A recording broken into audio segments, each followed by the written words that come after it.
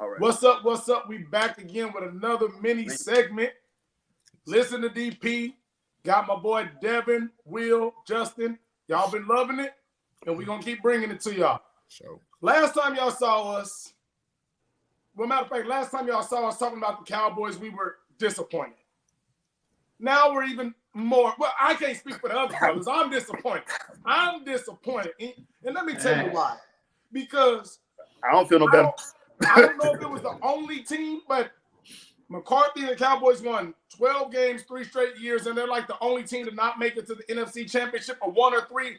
I scrolled past it and saw it because I didn't want to read it, but it ain't been many to do that, right? And then McCarthy, when you get lucky to keep your job, you don't come out with no quote talking about we have established a championship program.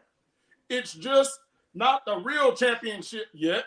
I know how to win, and we will get over that threshold. Boy, if it ain't the real championship, what you talking about? We done.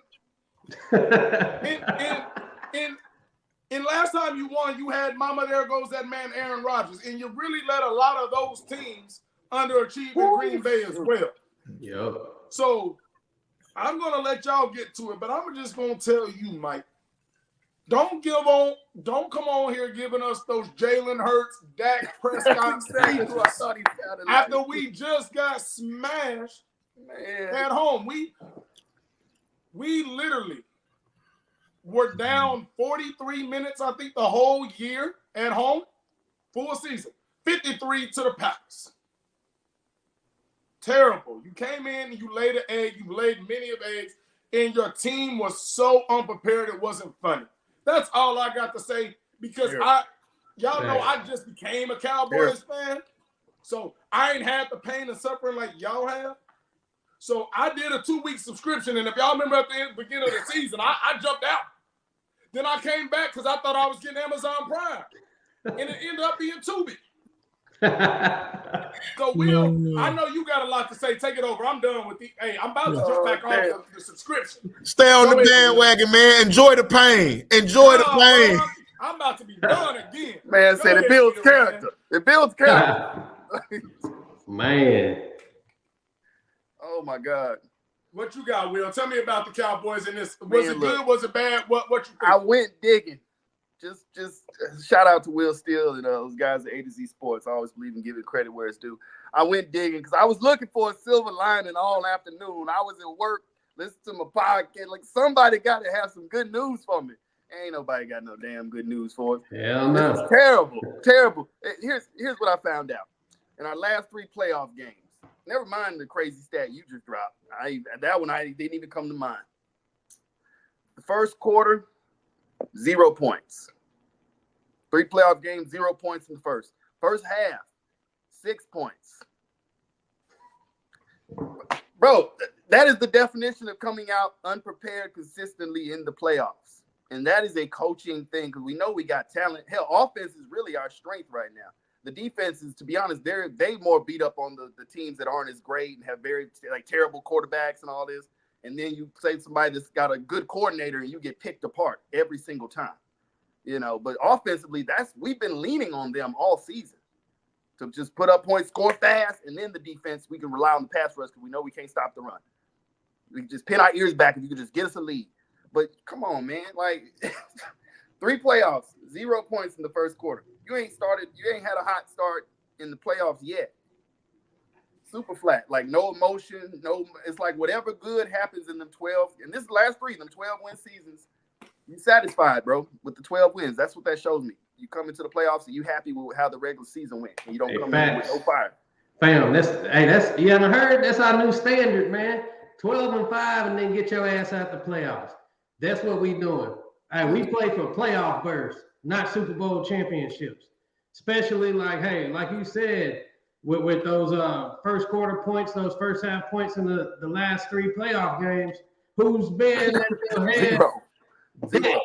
So hey, as of there, hey man, that's three different times. So how are we gonna keep leaning on this guy when he's not showing up for work? Straight after week 18, once we go into the playoffs, he don't show up to work. So hey, why keep him around? You know why he ain't showing up, right? Because he get all that money during the season. They get them small playoff checks. He don't like them small playoff checks. Facts. I ain't, man. But yeah, something needs to happen. We kept McCarthy, and I mean, at the end of the day, he's not a bad coach. Because 12-5, hey, that's a successful season. But hey, we want more than that. Our fan base deserves more than that. Like, we need to bring back the 90s. You know, like, it's been almost 30 years since one of our Super Bowl wins. So I mean, hey, we're not gonna do that anytime soon with us putting up like goose eggs in the first quarter of all our playoff games, and then that just going, just playing backyard football, forcing balls to people. So until we can change the quarterback and Mike McCarthy to get his head from out of his ass and be able to coach in the games, I don't see us going further than the wild card again next year. I'm conflicted, guys, and I'll tell you this because, we kind of talked about this last week too, man. I felt like I didn't think they were going to fire him. I'm going to be honest. I didn't. Did I want it? Yes, right? But I didn't think they were going to fire him only because 12-5, right? And last year, they went from the wild card to divisional round. Dak has looked great this year with him calling plays, so I felt like I didn't know what we was going to get with him switching to him calling plays again, so I didn't know for sure, but Dak looked great this year. And so with that, you got to look at it. Him, Dak, and McCarthy really are tied together. Like, and Dak basically told you that, if you're looking at firing him, you're looking at getting rid of me. And that's true, based on what you're saying, Justin. They do got to look at, hey, do you got to go to then, because when you look at the mediocrity in the league, period, there's a lot of franchises out there that we know ain't winning nowhere near 12 games, right? Facts. You got franchises out there that ain't coming close to even sniffing the playoffs. So the fact that Jerry sees it as, hey, Mike gonna give me a chance every year. I got a chance. I got a wish, And so when you're looking at it, because he's been consistently 12-5, even though it's mediocrity to us, it's above average for everybody else in the league when we really sit and think about it. And they're not getting us where we want to be, which is the Super Bowl, but it's still above average for the other franchises within the league. So I had a feeling it wasn't going to happen, but I will tell you this. Next year is his last year, for sure. I don't care. Anything less than NFC Championship. And we feel like that this year, right? But I really feel like anything less than NFC Championship, it's a wrap. He's done.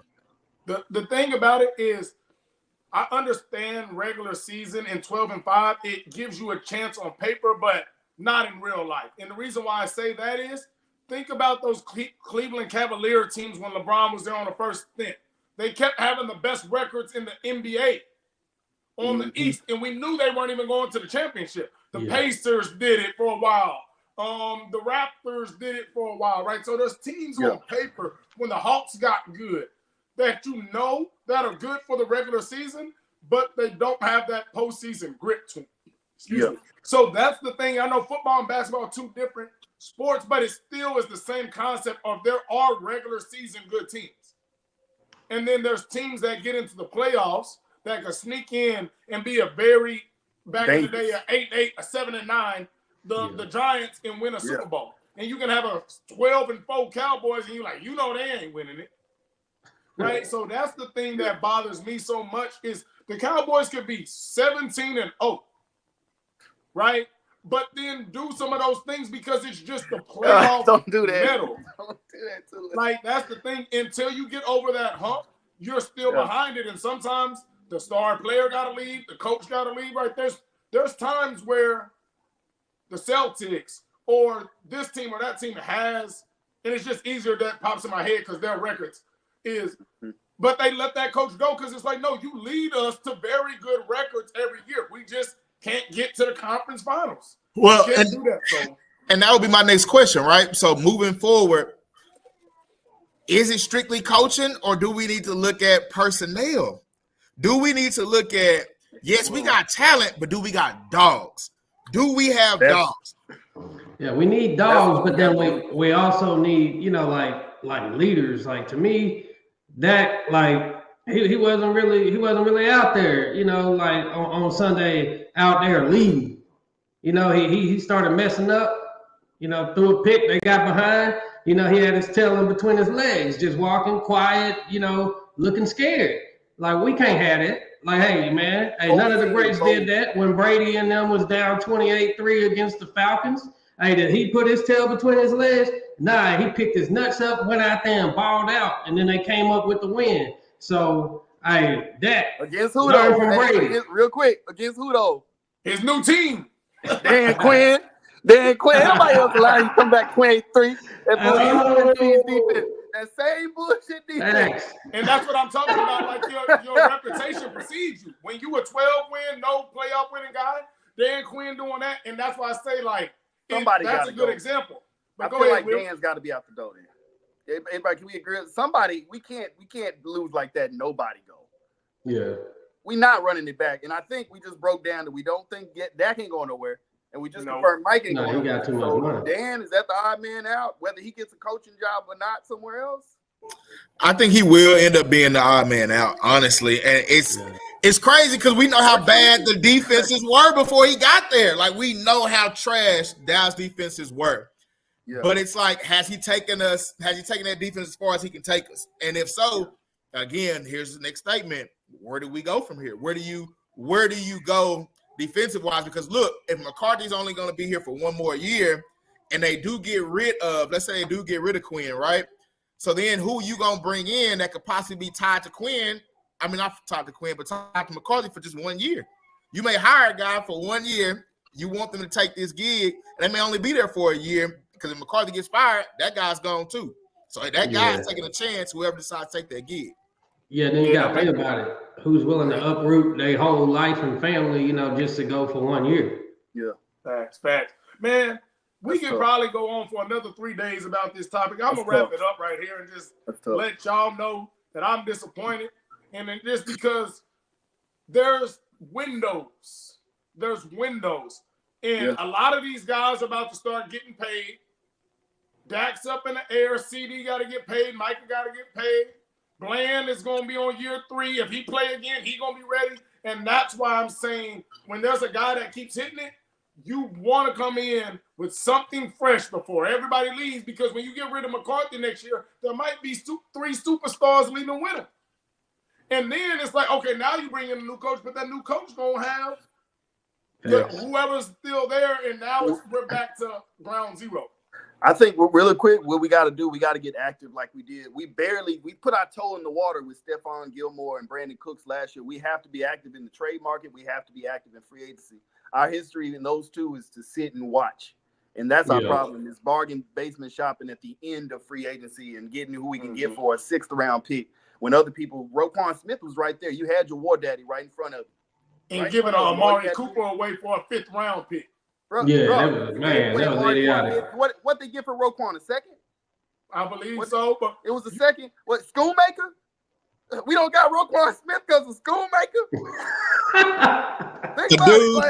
A dude who don't even play 5 snaps in the game. Right. 5, 6 snaps. But you wanted Schoonmaker.